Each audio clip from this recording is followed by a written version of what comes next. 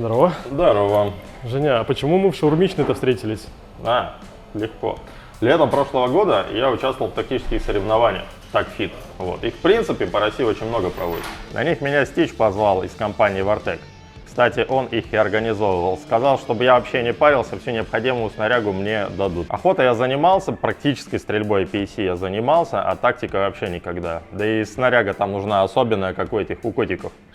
Ну, не этих котиков с хвостами, а у спецназа который. Бегаем, стреляем, таскаем гири, стреляем, долбим кувалды в покрышку, стреляем и так далее, и так далее. Кстати, много интересного узнаешь о своей стрелковой и физической форме. В этом году тоже хочу поучаствовать, но уже в своей снаряге, уже под себя подогнано, чтобы классно было, а не в чужой неудобной. Женя, так а в шаурмичной-то что мы делаем? Сейчас. Оп. Сейчас увидишь. Погнали.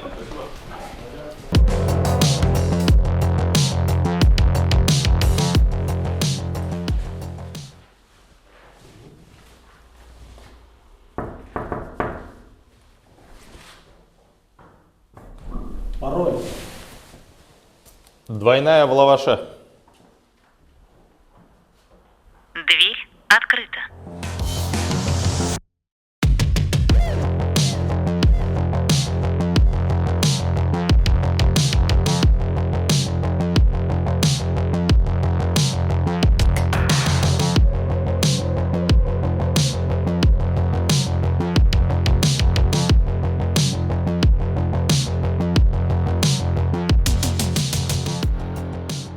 Стас, спасибо огромное, что в прошлом году пригласил на свои тактические соревнования. Офигенно зашло. Единственное, что вот в чужой снаряге капец как неудобно бегать, прям вот от слова совсем. В этом году тоже поучаствую, если они будут проводиться. Единственное, я хочу свое. То есть под себя полностью все подогнать, чтобы красивенько, удобно было. Ничего не понимаю, вообще ничего. Никогда с этим не сталкивался, даже в страйкбол никогда не играл. Расскажи мне, нашим зрителям, с чего лучше начать? Какое оборудование, снаряжение лучше купить в первую очередь? Что потом можно докупить? Какого качества должно быть? Или тоже страйкбольное подойдет? Вообще ничего не понимаю. Можешь свет какой-то пролить вообще? Конечно. И в этом тебе поможет мистер Подсумок. Стас, ты можешь по-нормальному разговаривать? Окей. Начнем с сибзов. Blade Carrier ТВ-103 под сапе с кочевником установленным. Если маловат, можно полноценный БЖ взять, 6Б45. Made in Russia. Если дорого-богато, полноценная система, укомплектованная и поясом, и жилетом. CPC. Тоже под сапе, кстати. Не стоит забывать про варбелты. Можно либо 106 с лямками взять, либо новый 123. Что? Тебе же 100% в будущем рюкзак понадобится. ББ-103, либо ББ-102 однодневники. Без колпака не обойдешься? Как варик 6Б47. Рамидник. Ну, если побогаче, можно обскор взять. Ну, и чтобы все это в чем-то возить, можно баул взять. Да, Стас, ты можешь нормально разговаривать? Есть идея. Поехали на полигон. Ну, слава богу. И мистер Подсумок поедет с нами. Да ты уже...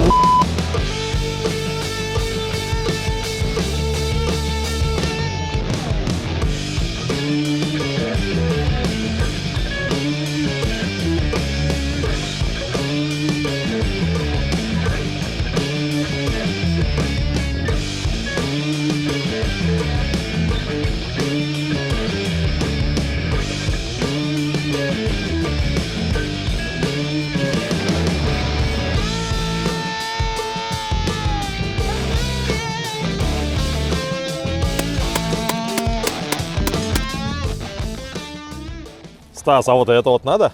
Да, Женя, надо. Это является одним из основных элементов на тактических соревнованиях.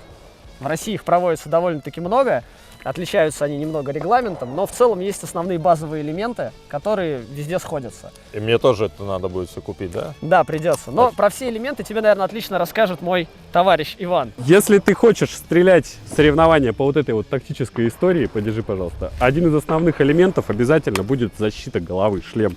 Шлем с двух сторон, да, изнутри шлема человек, снаружи шлема дополнительное оборудование. Шлем будет мешать наушникам, противогазам, всяким шапкам, ушанкам, широким лицам. Вот у меня довольно широкое лицо, и, соответственно, на него вот этот шлем так, ну, с трудом, но как-то садится. Соответственно, шлем надо будет подбирать, подгонять под себя, изменять подвесы, вот эти вот способы крепления шлема к голове. Это все требует внимательного подхода и индивидуального контроля. Да. На всех соревнованиях, где требуют защиту головы шлемом, требуют, чтобы этот шлем действительно соответствовал ГОСТу, ДИНу там, или ИСО, или тому МИЛ-стандарту, который выдерживает удар там, пистолетной, винтовочной, пули, осколка, ножа, пальца, батарейки, твоего мнения, ладони и всего такого. По стоимости шлем может быть, там, начиная от страйкбольных 3000 рублей, продолжая уже шлемом, который держит там какой-то класс 1000 типа 5, 7, 10. И дальше в верхней планке очень сложно ее назвать, потому что можно притащить... Это же оригинальный, да? Да! Спасибо. Оригинальный шлем из настоящей из United States of American Quality and Mitch 2000. Ну, короче, американский шлем, который сейчас притащить, скорее всего, будет шестизначную сумму стоить. И то не факт, что он доедет. Про архитектуру горшка. Соответственно, первая защита органов слуха. Бывает монтаж прямо на шлем, бывает монтаж прямо на голову. Соответственно, тогда шлем надевается поверх наушников. Преимущества, недостатки, можно говорить об этом 2 часа. Преимущество такого варианта в том, что я могу носить наушники без шлема. Например, мой коллега сейчас не сможет надеть только наушники без шлема ни при каких условиях. Кроме наушников, да. Собственно, вот эти вот рельсы направляющие, да, они предназначены для монтажа любого угодно оборудования. Во-первых, это кислородное оборудование для прыжков с самолетов с большой высоты, где нет кислорода. Во-вторых, это действительно вот такие вот истории про наушники. В-третьих, сюда вот на планочке можно вешать фонари, маяки. Вот бывают маяки с монтажом. Это на велкро просто, на липучку, да? Велкро — это такое специальное слово для наименования липучки. Вот маячок, который включается... О, мигает что-то. Вот у коллеги есть маячок, который... Он включается? Да, загорелось как-то, да. Это здесь, сейчас не ярко, а ночью ты вот так стоишь за этим человеком в очереди, как за хлебом, он вот так голову вверх поднимает, и ты ослеп, потому что это очень ярко ночью. На очень многих соревнованиях наличие вот какого-то светосветящегося устройства на башке — это одно из требований от организаторов. Идентификация очень важна, чтобы на шлеме было точно так же какое-то средство идентификации тебя, как человека из группы. Вот, например, смотрите, здесь цифра такая, здесь цифра такая. Разница между цифрами дает результат на матче. Про подбор шлема по наружу, ну, естественно, краска, это очень важно, да, вот видите, у меня краска хорошо подходит к моему комплекту снаряжения, а оливково-койотовый к нему хорошо подходит черный. У коллеги вот оливковый, а к нему подходит койотовый. Но у него выделяется черная велкро вот это на койотовом и не очень красиво смотрится, а у меня стиль, смотрите вообще. Второй важнейший элемент, который понадобится на соревнованиях по вот этой вот стрельбе, это жилет. В регламенте, скорее всего, будет написано, что это бронежилет, обеспечивающий защиту по классу. Тоже дальше ссылки на ГОСТ, ДИН и ИСО. В случае отечественной культуры чаще всего на соревнованиях используется плитник. Мы не таскаем вот эти вот 6Б разные цифры, которые оснащены плитой спереди, плитой сбоку, плитой сзади, плитой в паху, плитой вот здесь и еще фартуками вот так вот из кевлара. Мы таскаем легкие жилеты, которые представляют собой конструкцию резинки, ну, камербанд, да, резинка, которая притягивает к животу и к спине плиту. Плита чаще всего, если это не макет, и мы не обманываем организаторов соревнований, это, ну, либо металл, защищенный там пакетами, либо, короче, это такая бронеплита, которая держит, да, попадание. Плита. Сковорода. Держит, в реальной жизни держит. В нашем случае мы должны лишь продемонстрировать организаторам, что у нас тяжелый жилет, что мы поставили себя в эти 2 сковородки, да. Соответственно, плита гранит в отечественное же снаряжение очень хорошо встает. Мне вот нравится мой жилет, ему уже больше 6 лет. Вот он весь сшит, вот этот вот чехол для плиты, он не оставляет для плиты зазора. И вот эта вот вся деталь, она довольно монолитная. Если мы посмотрим на вот эту модель, здесь универсальный карман, в котором, например, это же гранит плита там? Нет, или там сапи? Там сапи? Вот это, что за люфты? Вот между этим швом и вот этим краем плиты, вот здесь вот мой палец помещается. И вот это вот движение в моей жизни, оно мне не доставляет дискомфорт, я стараюсь от него уйти. То есть мне вот нравится, чтобы плита слитно сидела внутри вот этого вот отсека для плиты. У тебя здесь что? Сапи. Тоже но у тебя как-то меньше, ну вот этот зазорчик чуть меньше. В наше время очень много, конечно, уже широту, разнообразие систем ношения бронеплиты тяжело вообразить. Отечественные, импортные, зарубежные, разные, китайские копии, реплики, настоящие, оригиналы, бирки. На что следует в первую очередь обратить внимание? Ну, конечно, антропометрия, то есть какого я размера, что я за человек. Я пожирнее, я офисный, я спортивный, я атлетичный, я М, я XL. Под это чаще всего сначала подбирается плита, потому что плита изначально по стандарту подбирается под расстояние между моими жизненно важными органами сверху и снизу, да, а также немного по ширине. То есть если я такой, ну, потучнее парень, мне нужна плита пошире, повыше. Под нее будет чехол вот этот, да, бронежилет, пошире, повыше. Отечественные образцы начинаются 1005 от 6. Импорт точно так же, как в случае с уважаемым горшком для головы, можно заплатить 200 тысяч и не получить посылку. Из чего же сделаны наши жилеты? Из чего делают эти жилеты? Сейчас в последнее время производители усреднились, ну вот кордура либо нейлон от 500 ден плотности до 1000. То есть 1000 ден это вот кордура называется, да, это материал очень хорошо переносящий почесывание вот так перчатками. Нейлон нужен, потому что он, легкий, ну легче там брезентух, да, 60-х. Способен выдерживать вот эти вот циклы повторяющихся нагрузок, да, потому что здесь где-то у нас будет постоянно приклад, здесь у нас постоянно будут вот эти магазины туда-сюда шоркаться. То есть нейлон это такая самая вот сейчас топовая штука, которая чуть позже это будут, наверное, какие-то пластики, термопечатное что-то, какие-то там на 3D принтере напечатанная штука сразу вокруг чувака. Но до тех пор, пока это не изобретено, у нас вот нейлон шьется, тряпка. Эвакуационная петля, она часто называется, вот на спине моего жилета, да, ее можно найти. Соответственно, вот давайте, да, хорошо. Покажи, пожалуйста, уважаемым господам, где на моем жилете эвакуационная петля. Прекрасный кусочек стропы, он прошит аж до самого низа жилета. То есть, если кто-нибудь за него зацепит... Но вообще мы эвакуируем друг друга за вот это плечико. Как более удобное место. Внутри жилета очень часто расположена либо монтажная такая вот велкро-поверхность, да, мамы липучки, либо уже могут быть пришиты, но в последнее время чаще это просто вот эта велкруха, на которую ты можешь налепить климатическо-амортизационный подпор. Я надеюсь, я не ошибся в этом термине. Это такие подушечки, мягкие штуки, которые позволяют, когда жилет на тебе висит, обеспечить небольшой зазор для отведения тепла. То есть у нас же тут плюс 35 сейчас примерно, и я потею. Кроме того, естественно, в случае там реального боестолкновения оно должно обеспечить некоторую амортизацию при передаче энергии от плиты мне. То есть плита задержала снаряд, пуля, там снаряд, неважно, осколок, восприняла в себя эту энергию, пытается передать дальше на мое тело, а тут климатико-амортизационный подпор, который амортизирует и поглощает эту энергию в некотором количестве. Но мы рассматриваем ситуацию чисто соревновательную, на соревнованиях ты просто потеешь как мразь постоянно, и поэтому тебе надо вот отводить это тепло. Чем плотнее капа, тем лучше она отводит пластину от тебя, тем больше она обеспечивает зазор для прохождения вот этих потных потоков теплого воздуха снизу вверх.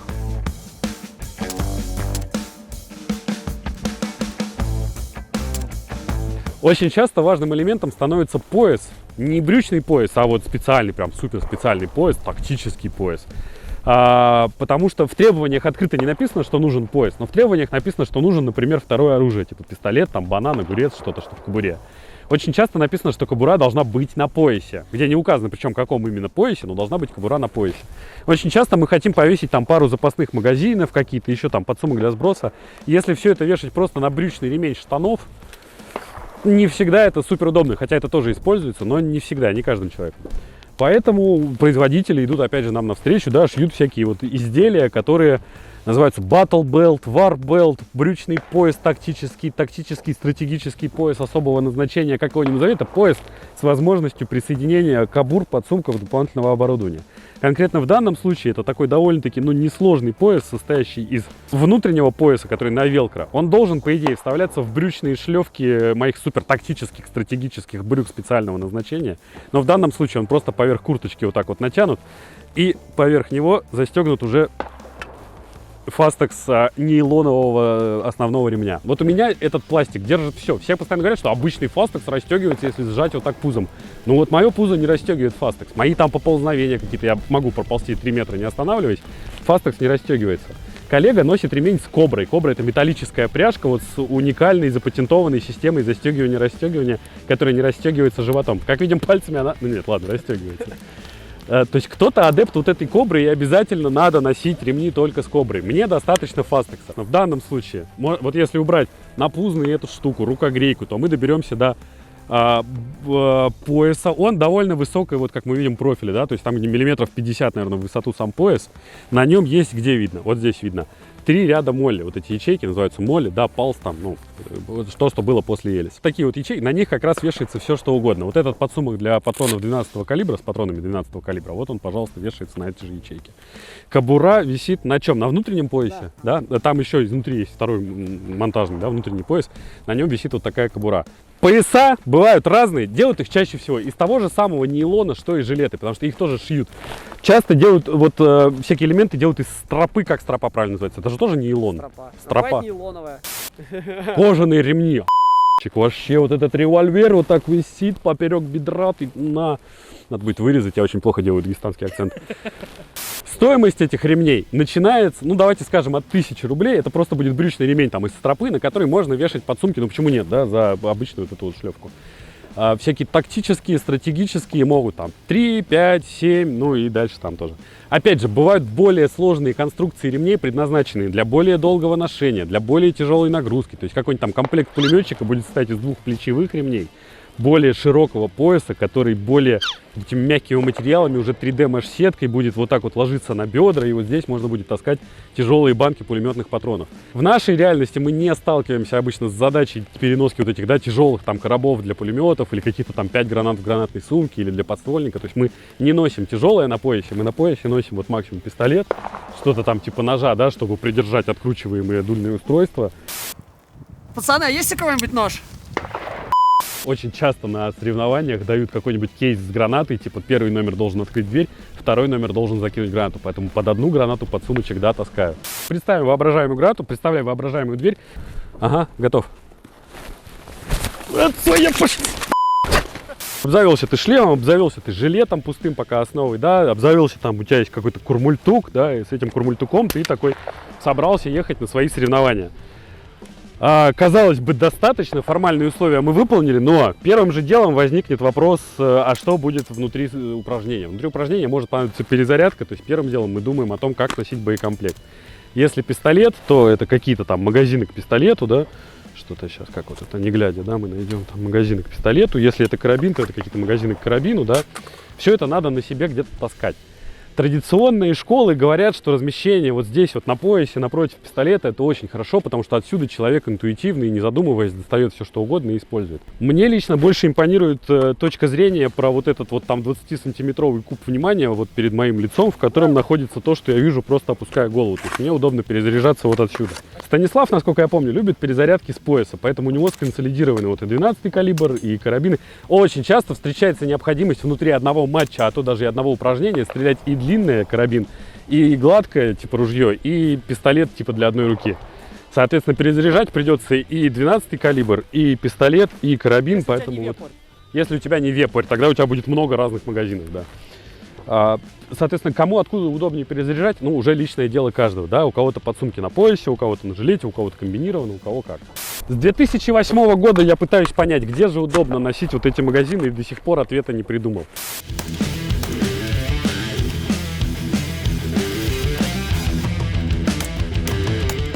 Аптека. Очень важно таскать с собой аптечку, потому что очень часто по регламенту соревнований предстоит имитация оказания какой-то первой помощи. Бинты мотай, жгуты тяни.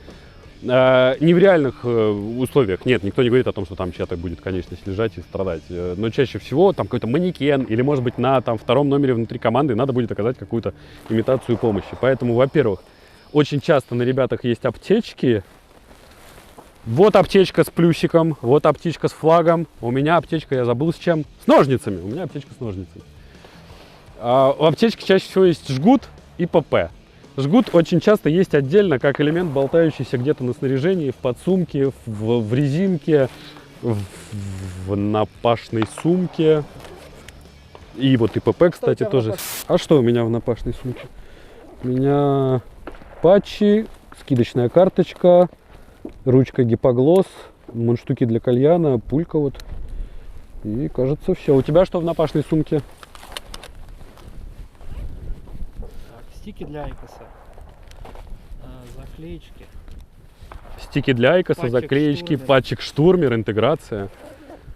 Пулька! Пулька 360. С ума сойти. Ну это, кстати, стоит денег, да. И барабанчик от прицела. Барабанчик от прицела. Как мы видим, напашная сумка это такой кладезь всяких штучек. По кабурам важно тоже, наверное, сейчас хороший момент сказать, что пластиковые, кайдексовые, твердые, жесткие кабуры очень хорошо подходят для конкретно вот этого пистолета. Что это? Ерыга с фонарем? Т-12 с фонарем, Т-12 с фонарем. Вот Т-12 с фонарем, вот с этим фонарем, вылетает сюда и вылетает отсюда. Очень быстро, круто, здорово. Но в условиях отечественных соревнований, когда ты приехал, и там есть арендный ГЛОК, ой, арендная Ерыга, ой, арендный ПМ, ой, арендный Банан, ой, арендный К100, ой, арендный ЧЗ. Иметь с собой 18 пластиковых, ну можно, да, T-Rex так делают, у них отдельный пикап с ними ездит, где просто пластик вот этот навален, они монтажное крепление одно и то же оставляют на поясе, а пластик меняют под разный пистолет. Но в условиях отечественного вот этого всего я позволяю себе гонять просто вот такую вот кордуровую вещь. Тоже она немножко не так, как штатно висит, потому что вот этой штуки для ноги здесь не было, она как бы уже приколхожена. Вот этими руками. Вот этими руками. Спасибо большое. Вот. И, соответственно, почему пониже, почему нога? Да потому что ты любишь, чтобы пистолет был чуточку пониже, чтобы рукоятка была не вот здесь, где ребра, а вот здесь, где тазовые кости. Это может быть описано в регламенте. В практической стрельбе очень часто прописано, что пистолет, ни одна из его частей не должна быть более спереди подвздошных костей, чтобы я понял хоть одно из этих слов. Но тем не менее, пистолет должен быть типа сбоку, а не спереди. В условиях наших вот этих веселых стартов, ну, не специфицировано, где должен быть пистолет, но он точно не должен быть на груди, он должен быть в кобуре на поясе. Соответственно, вот это не противоречит, вот это не противоречит. О, вот, кстати, как она должна висеть. Таким образом, она лучше контактирует с поясом. У меня всего одна точка крепления в нижней части кобуры, а вот здесь у коллеги, как видите, он всей своей монтажной поверхностью цепляется за пояс. Это жестче. Вот это болтается, а вот это пожестче. Но зато у него рукоятка пистолета выше, она почти под локтем. И вот извлечение будет происходить с проблемами. Извлечение. Вот сколько человек, столько мнений, правильное все равно твое. Один очень талантливый, безумно опытный дядька в свое время рассказывал мне, что сними вот отсюда все, потому что когда ты будешь извлекать, ты вот этим пистолетом сюда врежешься и не сможешь достать. Да, он прав, так и есть. Когда я извлекаю, есть вот эта трудность. Но в моей реальности мне нужно телефон где-то носить. И я в какой-то момент понял, что да, я последовал совету, я снял вот эту историю и остался с телефоном в руках. И я такой, а куда же телефон-то сунуть? Ну некуда. Здесь неудобно, потому что он вот этим движением постоянно бьет меня вниз живота. И я понял, что мне надо вернуть вот эту вещь, потому что телефон на стрельбище я достаю там 4 раза за час, а пистолет я достаю, ну, раз в час. Соответственно, пусть пистолет будет закрыт этой вещью. Кроме кобуры для пистолета, кроме подсумков для перезарядок основного запасного оружия, могут быть специальные условия, вот типа гранаты, да, проговорили. Могут быть специальные условия типа какого-то куска оборудования, выданного организаторами. Например, болторез могут дать, и ты такой, куда сунуть болторез? Тогда, может быть, имеет смысл нацепить на себя рюкзак. Подсумок для сброса часто это важная вещь. Вот он где-то там вот на спине висит. Он может принимать в себя пустой магазин после перезарядки. Он может принимать в себя что-то ненужное. Вот я по регламенту, если за потерю жгута буду иметь штраф, поднял жгут, понимаю, что ну некуда его. Сейчас я не найду эту специально обученную резинку, в которую буду долго и усиленно засовывать. Я тогда брошу это просто в сброс, а оно там будет жить до конца этапа.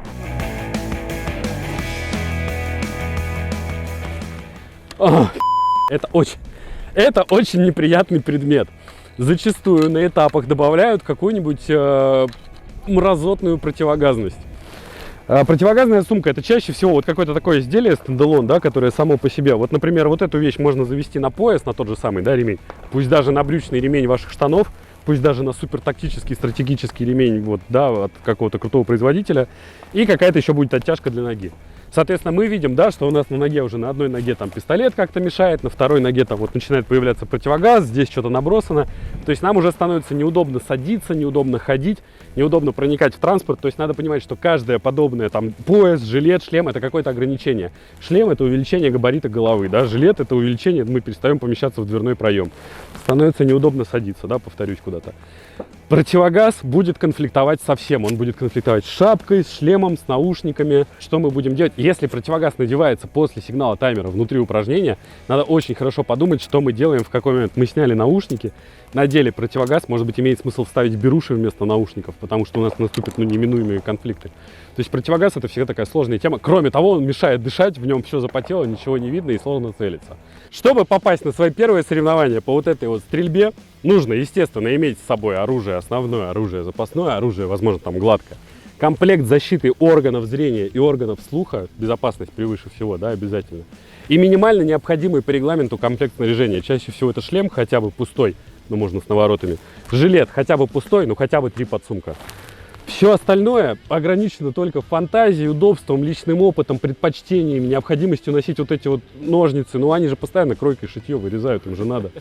Фонарики от Армитека или из Фикс-Прайса, это вообще не важно. Опыт покажет, какой производитель делает лучше. Опыт покажет, куда тебе удобно складывать руку. Если ты офисный чувак, у тебя поясница не гнется, тебе неудобно туда будет размещать что-то. Ты сделаешь это здесь или здесь.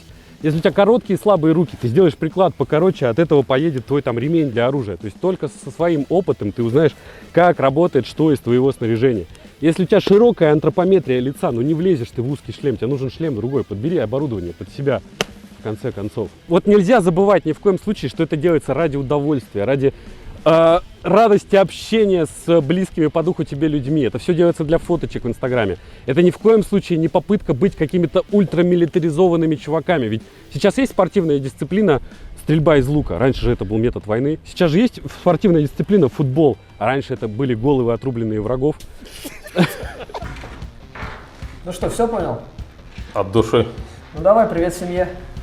Проваливай.